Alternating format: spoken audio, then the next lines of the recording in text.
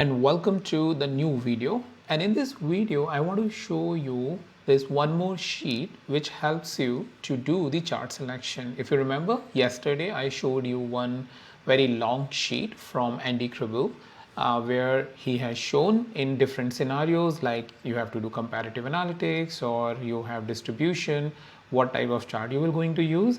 But this is a good one pager. I also figured it out, which I think it will be very helpful. So for the link for this, I will keep it in the description, and this has been created by Damola. So you can come over here and look more inspirational visualization from Damola. With that, the good part is that first thing first is all the charts in one single sheet. That means it is very easy to keep it like a bookmark or a handbook for you, or even if you want to print it. The another good part about this is that, for example, in the comparison chart, which is over time, if I just expand it to help you, comparison chart over time, cyclical data, this is a live chart. This is not an image but a live chart, and down below you can see there is a link for the description, right? So you can come and interact with this workbook. So the way it has been created is the 4 different categories, right? You want to do a comparison among the items or over time. If among the items you have 2 variables per item, then you can use this chart, right? And I'll show you how you can download and interact with this book. So you have 2 items. If you have many categories, sort of a trellis chart, then 1 variable per item but many categories, so 1 category, 2nd category, and the bar chart.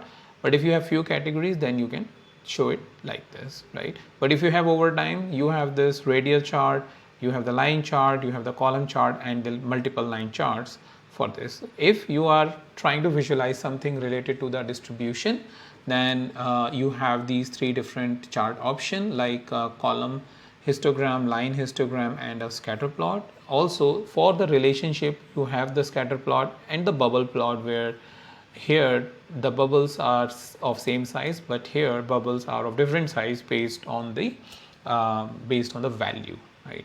Also, finally, the composition related chart. If you have something like composition which is changing over time, then you have these different stack chart, 100% stack chart, or a normal stack chart, the 100% stack area chart, or the normal stack area chart. But if you have the composition which is static, right, then you can show it into this sort of a pie chart, which is represented as a donut chart, or the waterfall chart, very famous waterfall chart, to clearly show how the final values are, or the high of the final bar is coming after looking at several different values which is contributing to it. And then components of components, in this case stack 100% column chart with some component. And finally the tree map is the visualization or the chart that you can use.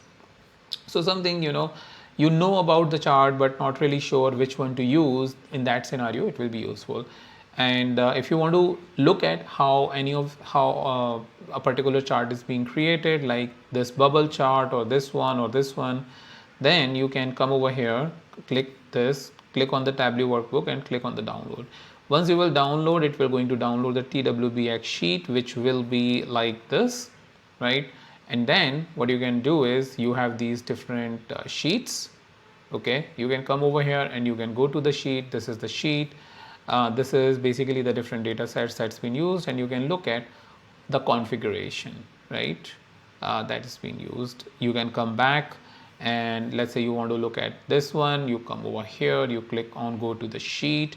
This is the sheet, right, in which the chart is being created, what data set is used, what are the variables that are used to create this chart, and you can create it with that.